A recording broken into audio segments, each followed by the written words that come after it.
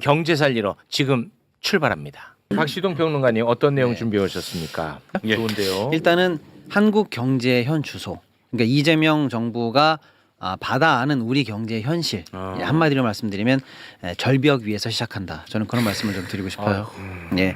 일단은 그럼 도대체 어느 정도냐? 한국은행이 지난주에 발표한 2025년도 우리나라의 경제 성장률 전망치 0.8로 나왔습니다. 0.8. 예, 1도 안 되죠. 근데 한국은행 스스로도 3개월 전에 불과 3개월 전에 1.5로 전망했었는데 반토막을 낸 거죠. 0.8. 그럼 0.8은 도대체 어느 정도인가 이제 늘 제가 말씀드립니다만 6.25 때 그러니까 우리가 1보다 떨어진 적이 지금 5번밖에 없어요. 6.25 때는 보통 얘기를 안 합니다. 전쟁통이니까. 아이 6.25를 갖다 대세요. 근데 6.25를 그럼 빼고 얘기할게요. 근데 왜냐면 근데 웃기는 게 6.25 때가 0.6이에요. 야. 근데 지금 0.8이라는 얘기입니다. 그러니까 근데 6.25는 뺄게요. 그러면 언제냐면 6.25네요. 그렇습니다. 윤석열에서 6.25가 발생한 거예요.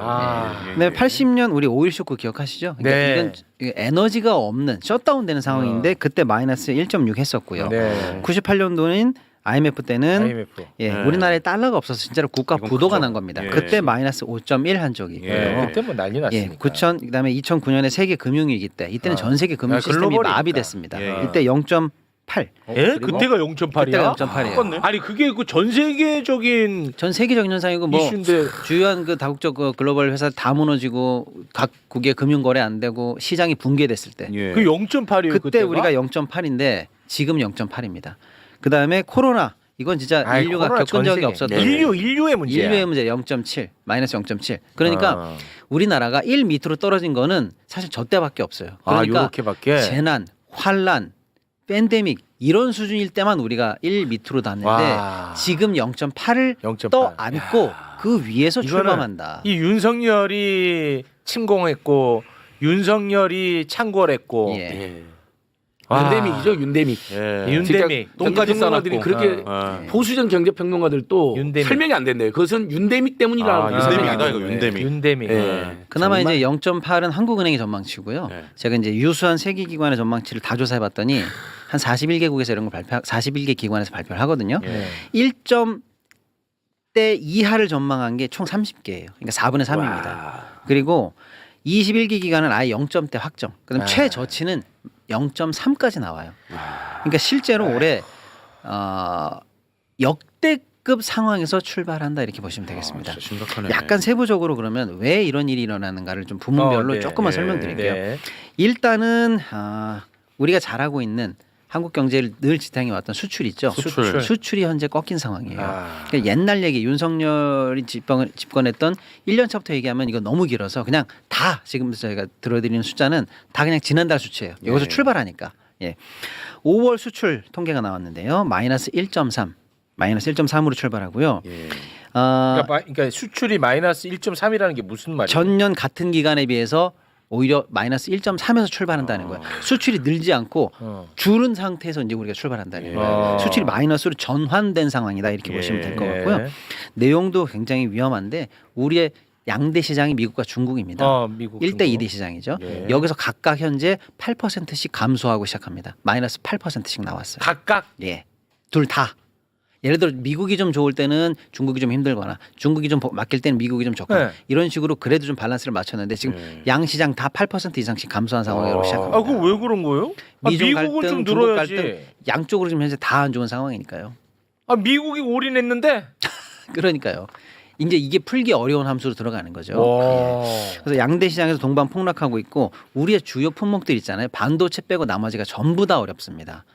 철강, 자동차도 미국에서 현재 마이너스 32%. 지난달 얘기입니다. 그러니까 철강, 석유화학, 자동차 같은 우리나라를 이끌어왔던 중후장대 산업에서 전부 다 현재 마이너스로 전환된 상황이다.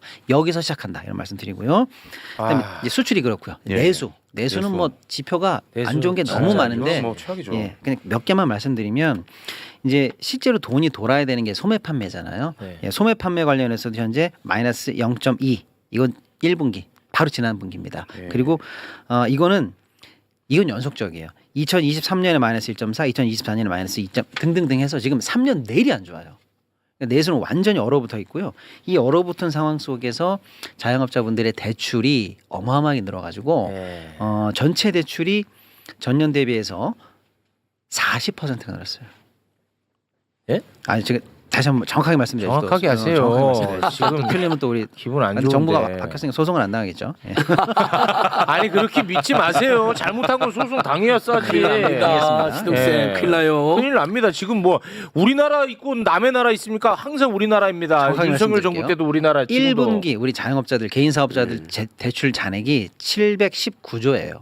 근데 요게 작년 동기보다 15조가 늘었고 연체율이 1분기가 13조가 연체예요. 13조가. 그런데 이게 작년 동기에는 9조 정도 연체했어요. 그러니까 9조에서 13조까지 늘었으니까 예. 약 41%가 연체가 늘었어요. 아유. 그리고 이미 폐업을 해서 나 실업급여로 살아야 돼라고 실업급여 많죠. 신청하신 분들은요. 네. 그냥 대한민국 역사 이래 지금이 최대치입니다. 지금이 최대치야? 예.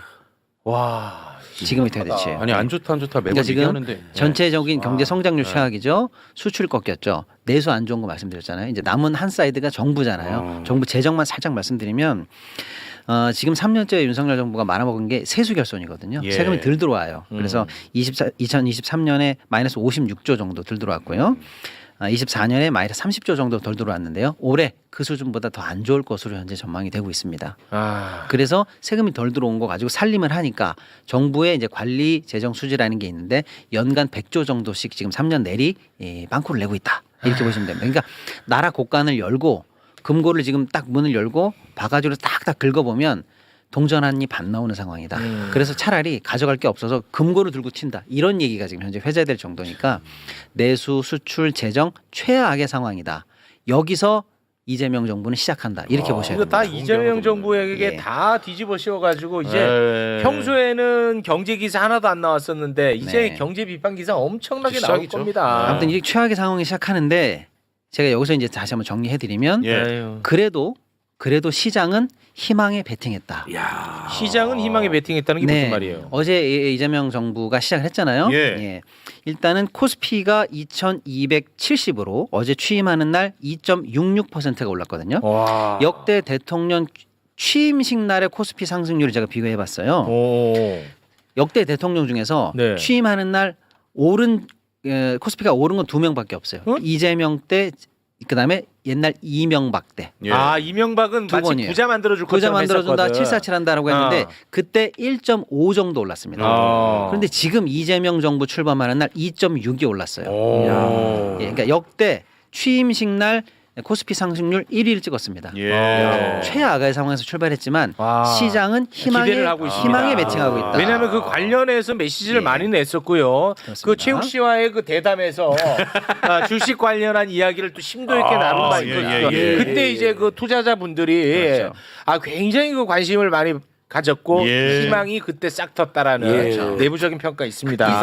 2,800도 돌파했어요. 코스피 희망전도사 최욱 아니겠습니까? 그렇습니다. 예. 네, 왜냐하면 내가 죽고 사는 문제이기 때문이에요. 네. 네. 어저께 2,770선을 돌파했는데 내용이 좋아요. 왜냐하면 그동안 우리가 쭉 2,300에서 500선 박스 피에 갇혀 있었는데 드디어 2,700선을 뚫었거든요. 뚫었어. 그리고 오늘은 이틀째 불기둥을 뿜어서 2,800선을 넘고 이야. 종가로 2,800선을 넘었어요. 네. 그리고 어저께 사실은 집 나간 외국인들이 10개월 만에 1조 이상 매수세로 돌아왔어요. 그러니까 대내외적으로 한국 시장에 대해서 긍정적 시선과 기대로 배팅하는 날이 이제 드디어 시작됐다. 예. 이렇게 볼 수가 있겠습니다. 이게 뭐 장기적으로 봐야지 근데 네. 그렇죠. 장기적으로 네. 갑니다 우리는. 자, 그런 상황에서 일일비하지 않습니다. 맞습니다. 일단 기분 좋게 희망을 갖고 이제 시작하고 구체적으로 5년간 경제 플랜이 어떻게 될까 많은 분들이 궁금하실 거예요. 첫 번째 이 정부의 경제 플랜의 가장 중요한 중점을 두는 부분은 내수 회복입니다. 내수 회복. 그래서 이재명 대통령의 멘트는 이거예요. 불황과의 전쟁이다. 아. 이 불황 끝내겠다. 결국 내수 살리겠다는 거거든요. 그래서 어저께 비상경제정범 TF가 예. 임기 첫날에 시작됐거든요. 네. 예.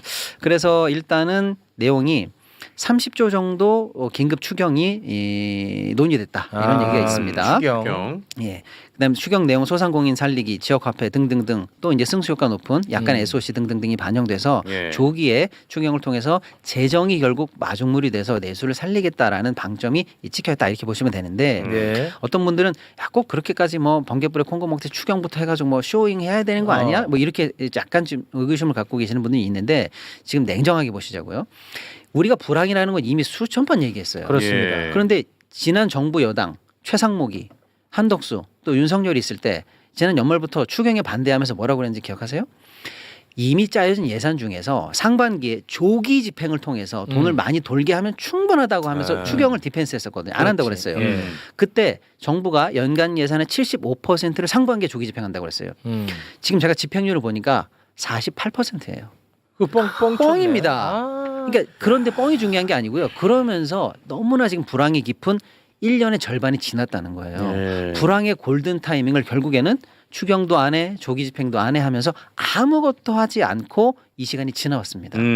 이게 지금은 긴급성을 요하는 대책이 이제는 필요한 타이밍에 접어들었기 때문에 추경에 대해서 갑론을박할 시기는 지났다. 이게 오히려 신속성을 요하면서 빨리 해야 될 단계에 넘어갔다. 예. 이렇게 좀 보셔야 될 것 같습니다. 네. 아. 그리고 일단은 금융시장은 제가 방금 말씀드렸는데 두 번째 플랜이 일단 금융시장을 통해서 경제를 살리겠다. 그러면서 코스피 5천 시대를 말씀을 하셨어요. 예. 정부가. 또 최욱 씨와의 대담에서도 나왔던 얘기죠. 그렇죠. 네. 그런데 근데 어떤 분들은 이 얘기를 되게 가볍게 생각하세요. 가볍지 않아요. 주가 오르면 뭐 주식 투자하시는 분들 돈 좀 벌겠네. 이 수준이 그게 아닙니다. 아니야. 이 수준이 아니에요.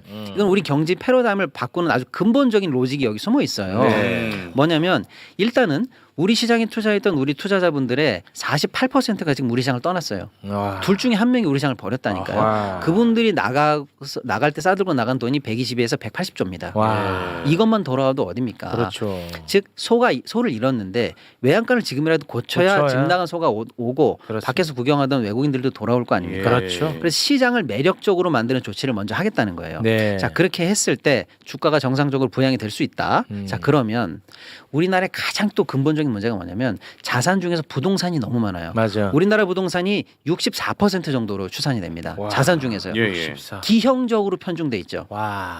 그리고 우리는 이제 금융 자산에 35가 들어가 있어요. 미국은요. 부동산 자산의 27, 금융 자산의 71이에요. 와. 반대죠. 바로 옆 나라 일본은 부동산 자산의 37, 금융 자산의 63. 보통 우리들의 다 두 배씩 반대로 돼 있다고 보시면 돼요. 와. 이걸 고쳐야 되는데 그러네. 결국 금융 시장을 정상화시키고 시장을 매력적으로 만들어야 우리가 부가 생겼을 때 이게 부동산으로 흘러가는 물길을 돌릴 수가 있어요. 그냥 하지 마세요 한다고 누가 안 합니까? 거기가 수익이 나는데 불패 신화가 있는데 그럼. 그렇기 때문에 구조적으로 자본시장을 성장시키지 않으면 부동산 망국론을 고칠 수가 없거든요. 네. 그래서 시장개혁 조치를 한다. 시장을 매력적으로 만든다. 그래서 부동산으로 가는 물줄기를 꺾는다. 그래서 자본시장을 부양하면 어떻게 되느냐. 당연히 주가가 올라가니까 투자하신 분들은 수익을 보니까 좋죠. 자산 형성 도움 되죠. 네. 하지만 여기서 2차적인 현상이 나타나는 게 뭐냐. 네. 자금 조달 기능을 회복합니다. 자본시장. 그러면 예.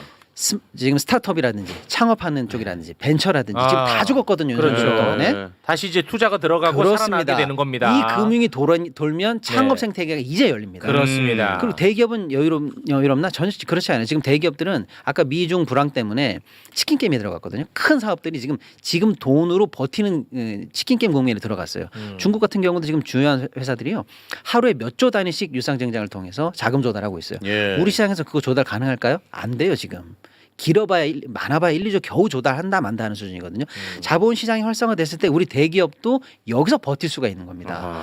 이게 결국 우리 산업을 이끌고 부의 지도를 바꾸고 경제를 성장으로 이끄는 중요한 로직이기 때문에 그렇습니다. 그래서 주가 지수 5천 시대를 얘기한 거예요. 예. 그 하위 플랜이 그러니까 너무나 이제 주목이 되잖아요. 그래서 상법 개정을 얘기합니다. 네. 상법 개정은 뭐냐? 시장을 매력적으로 만들겠다는 거예요. 후진 시장이 아니라는 그렇지. 거죠. 주주를 주주답게 대우할 테니까 예. 투자하시라 이거거든요. 그렇지. 민주당이 일단 속도전에 나선 것 같아요. 오늘 바로 이제 민주당에서 발표를 했지 않습니까? 네. 오늘 오전에 조속하게 상법 개정을 다시 추진할 거고 그 거부권 행사해갖고 안 됐던 거잖아요. 거부권 내서 안 됐거든요. 네. 근데 거부권 행사할까봐 달래느라고 주요한 내용 많이 덜어내고 추진했거든요. 그걸 거부했거든요. 그러니까 이제는 거부될 일이 없으니까 원래 생각했던 강력한 상법 개정 조치를 그냥 아예 원본 그대로 다시 한다. 누더기 상법 개정안이 아닙니다. 그렇습니다. 그래서 뭐 이사의 충실 의무 같은 것들을 그렇지. 그거 확대하고 넣어야지. 집중 투표제 같은 거 하고요. 그다음에 사실상 우리 투자자들을 제일 뒤통수 맞게 했던 물적 분할 같은 것들. 내가 그거 때문에 예. 당했잖아. 진짜. 근데 그거를 왜 하는지 아세요? 그 자기 돈 안 들이고 자기 회사 지배하려고 하는 거잖아요. 그래. 제가 조사를 해봤어요. 2022년도 기준으로 영국은요 물적 분할 동시 상장이 0이에요. 미국은요 0.8. 그때 우리나라는요 8.2. 왜 우린 이런 줄 아세요? 물적 분할 해도 제재가 없어요. 근데 영국은 왜 안 할까요? 외국은 왜 안 하냐면 물적 분할 하고 싶어? 그러면 구주 기존 주식들한테 신주인수권 줘. 그럼 결국 자기도 투자해야 되거든요. 그러니까 뒤통수 치지 않는 환경을 만들어주면 할래 안 한다는 얘기입니다. 그러니까 이런 조치들을 하면 우리 투자자들이 뒤통수 맞을 일이 없죠. 나는 정말 깜짝 놀랐어요. 나는 그런 걸 모르는 사람이었는데 하도 이제 뭐 배터리 2차 전지 요거 이제 앞으로 난리 난다고 해서 LG 화학 샀어요. 네. 근데 갑자기 뭐 난 생전 처음 들어보는 단어지 물적 분할 하는 거야. 근데 배터리 보고 들어갔는데 배터리만 갖고 가겠대.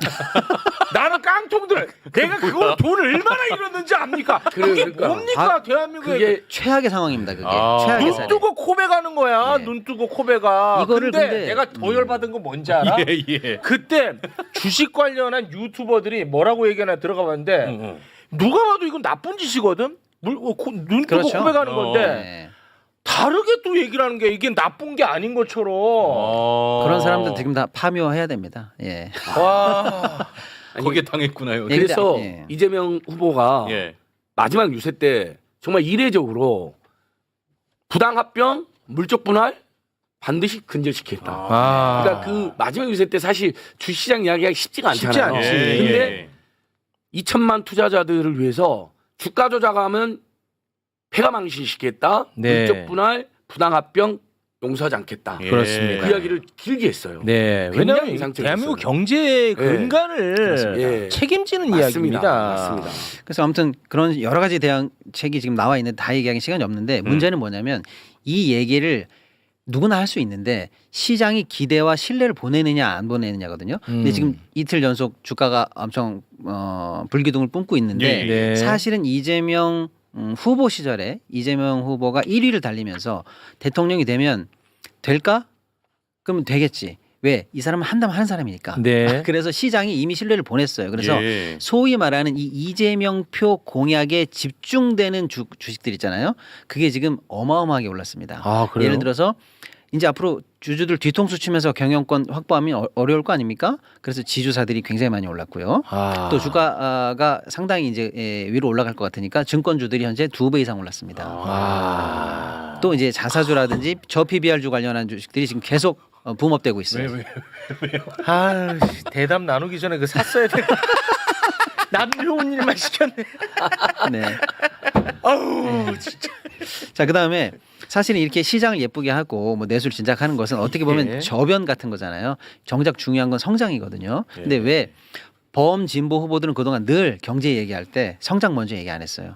분배, 형평, 맞아. 복지 이런 거 먼저 얘기했거든요. 네. 근데 이재명 표 경제 공약에 1번 제일 앞순위가 성장이에요. 성장이야. 근데 저는 이게 가장 실용주의적인 면모를 보여주는 거이기도 하지만 네. 정직하다고 생각해요. 왜냐하면 아까 얘기했잖아요. 나라의 곳간에 돈이 없어요. 예, 예. 근데 뭘 나눠요 지금. 네. 복지 예산이고 뭐고 아무것도 없는데. 그렇지. 네. 그러니까 결국 파이를 키워서 성장을 통해서 재정을 확보하지 않으면 되지 않는다라고 해서 네. 성장에 중점을 둘 수밖에 없고 근데 실제로 사실 이제 중점을 뒀어요. 성장과 복지가 네. 상충되는 개념이 아닙니다. 그렇죠. 사실 예, 이것도 예, 중요한 예리한 예. 지적 들어갑니다. 제가 네, 그렇습니다. 복지가 또 하나의 성장 동력이 그렇죠. 되기도 합니다. 그렇죠. 제가 아주 예리합니다. 네. 선수 다 됐습니다. 네. 대단히 고맙습니다. 그래서 이제 대단합니다. 성장책 2개만 짧게 말씀드리면 예. 일단은 잠재 성장률을 3%대로 복귀시키겠다는 거예요. 우리가 늘 3% 이상 하던 나라인데 윤석열 3년 동안의 잠재 성장률이 망가져서 현재 5 정도 하고 있는데 예. 앞으로 5년간 우리가 이걸 방치하면 0점대로 떨어진다는 아이고. 거거든요. 네. 근데 잠재 성장률은 뭐냐면 우리가 할 수 있는 최대치 이렇게 보시면 돼요. 포텐셜. 예. 포텐셜. 일단 그걸 키워야 그 범위 내에서 따라가거나 목표치를 터치할 거 아닙니까? 네. 그래서 잠재 성장률을 3으로 올리겠다라는 게 이제 목표가 있고요. 이제 주요 성장 대책으로 AI 관련해서 AI. 100조 정도 투입해서 네. AI 관련한 3대 강국으로 만들겠다. 모두 뭐 이런 얘기. AI. 그렇습니다. 네. 이런 얘기들이 좀 들어 있고요. 고맙습니다. 이런 정도 큰 플랜을 가지고 이제 5년간 경제를 끌어나가겠다라고 하는데 예. 네. 제가 볼 때는 이런 내용도 좋지만 지금 가장 중요한 건 제가 볼 때 속도입니다. 그래서 속도도 실력이다. 속도 같은 실력이다. 일을 늦게 하면 소용없는 경우가 많아요. 그렇습니다. 그래서 속도도 실력이에요. 예. 네. 근데 지금 내수 최악인 상황에서 아까 얘기했지만 추경이라든지 이런 걸 통해 서 내수를 빨리 돌리는 거 이거 시간 싸움이에요. 그다음에 시장을 예쁘게 만드는 이 상법 개정 같은 이런 조치들은요. 저항이 원래 많습니다. 원래 많아. 쉬웠으면 예전 얘기 될게요. 예, 그럼 예. 언제 해야 할까요? 정부가 가장 힘 있을 때. 지금 해야죠 바로. 이것도 지금 해야 돼요. 예. 그리고 그렇습니다. 1,500만 투자자들이 지금 가장 시장을 원할 때 지금 해야 돼. 됩니다. 지금. 그런데 지금 해. 그렇습니다. 근데 이 속도전에 방해가 되는 게 뭘까요? 늘 저항 세력이 있잖아요. 예. 그렇습니다. 제가 볼 땐 이 정책에 힘을 실어주는 거는 역시 국민들이다. 이렇게 봅니다. 그래서 예. 그거 적극적으로 해. 우리가 시장이 원하는 거야. 또 이 주가지 지금 보여주는 거잖아요. 주가가 네. 시장이 그걸 원한다는 거 보여주잖아요. 이런 네. 식으로 우리 국민들이 이 정책에 대해서 적극적으로 밀어주고 속도전에도 힘을 붙여줘야 그야말로 탄력을 받아서 초기에 제대로 집행이 되지 않을까 이런 생각이 네. 들고요.